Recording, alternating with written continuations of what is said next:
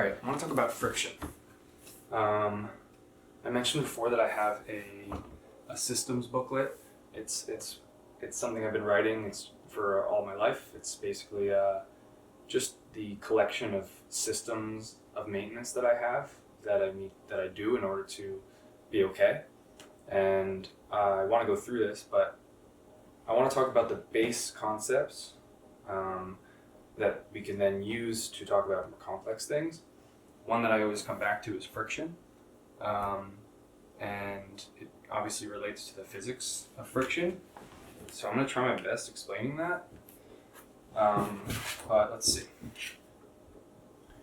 Right? You're trying to push an object, in this case, a square. You're trying to push it. And friction is, an object in motion stays in motion unless counteracted with an equal or opposite force, something like that. Maybe that's the one that's good for this. But there's these forces that stop the motion of going forward, right? The surface tension, the air resistance, for example. There are 4 types, but we're only going to use 3 of them, kind of. Right? There's rolling, static, fluid, and sliding. So rolling is basically, I believe if there's a round object, even if it's rolling, it's still making contact with the surface, a surface, and so that creates just a tiny bit of friction. We're not going to talk about that. So static is just, I believe, when an object is not in motion, there's a friction and with the surface and an amount of energy that's required to get it to start moving. And then sliding and fluid, I want to put together in this metaphor, but they are obviously 2 separate things.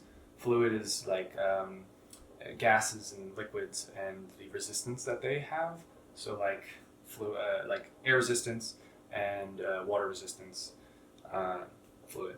And the sliding is basically the 2 surfaces are touching and there is sliding happening, and that creates friction, especially based on the roughness and yada yada. So in this metaphor of you're trying to get something done, this is basically like a trick to do things that you want to do and not do the things that you don't want to do. So first we're going to talk about fluid and sliding. We're going to group that together. It's basically, that's just what I think when I think friction is these 2 in this metaphor. So let's talk about 2 things. One thing is going to be something that I want to do, and one thing is going to be something that I don't want to do. So let's go down here. I want to play the piano more. So I want to play the piano. And then I don't want to go on my phone. Yeah. Don't want to go on phone. Okay. So in understanding friction, you can then use it to do things that you want to do and not do the things that you don't want to do. Sorry. Let's talk about things that you don't want to do.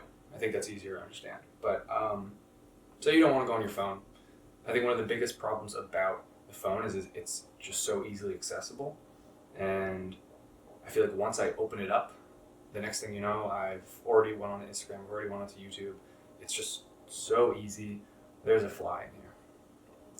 That's going to create friction. So I don't want to go on my phone. And an example of, so if you don't want to do something, you want to put friction in front of that thing. You want to make it harder to do it, make it less accessible. For example, like First thing I do in the morning, get up, I go on my phone. I'm going to want to maybe put it across the room.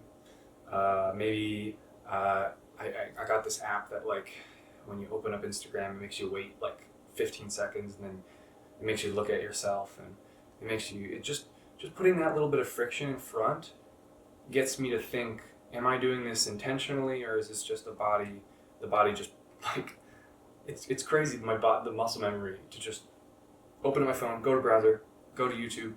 I don't have the YouTube app because going onto the browser creates a little bit of friction, stops me from going on it. So that's an example of things that you don't want to do. What I want to do is play the piano more. And in this case, you just want to remove friction in front of doing something that you want to do. So the camera right now is standing on my piano. I have it right outside my door. I feel like even having to take it from like the side and put it down onto a stand, that creates friction. And if I want to be playing the piano more, I want to be able to I want to walk by it. I want to be constantly reminded of it. I want it to be in my vicinity, very accessible. And because it's right outside my door, and I have roommates who play a lot of music, like I just hop right on it. It's very easy, and I've been playing a lot. So removing, you want to remove. I hope I'm gonna get so good at this. I'm gonna get so good at this. This is gonna be big, but I don't think this is necessary at all right now. But I really wanted to use it. Okay, so you want to remove friction from things you want and add friction. Oh my god, maybe I should get a tinier one. Add friction to things that you don't want. So here's the thing. I feel like all too much we are told to rely on willpower to get things done.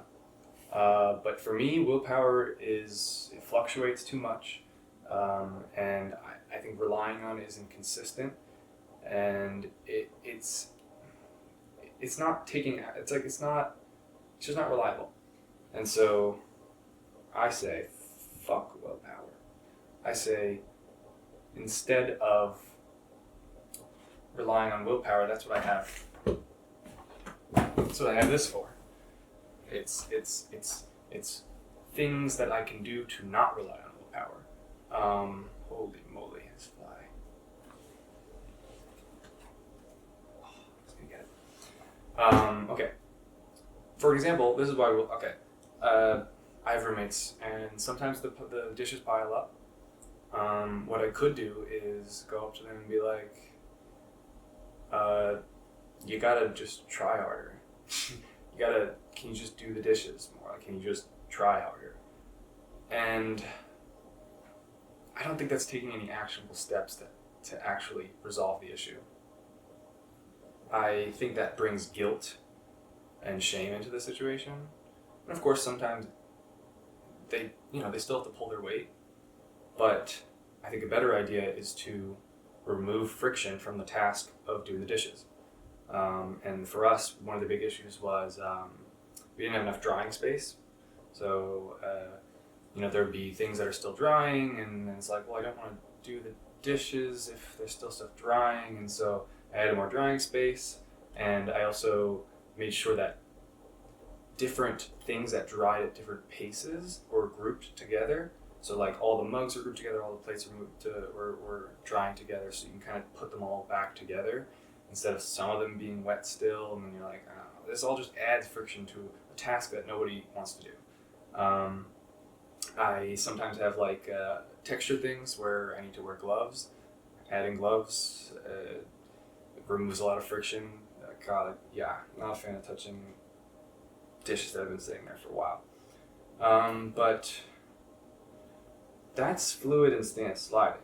So this is all about fluid and sliding. Basically, just removing friction from things that you do want to do, and adding friction to things you don't want to do.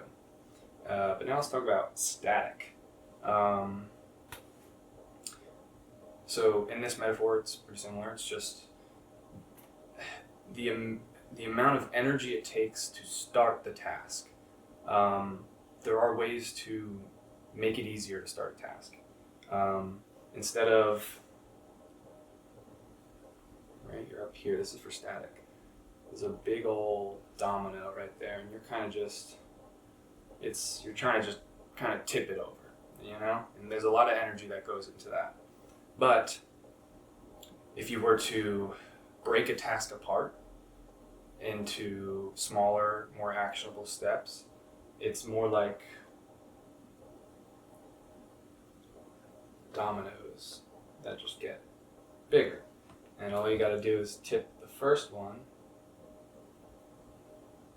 And there's another concept, momentum, right? The momentum kind of just, I don't know why he's so tiny here, okay. But you kind of just, yeah. Oh, nope, that's wrong. That's wrong. Nope, okay, so, right, there we go. All you have to do is tip the tiny one instead of pushing the big one.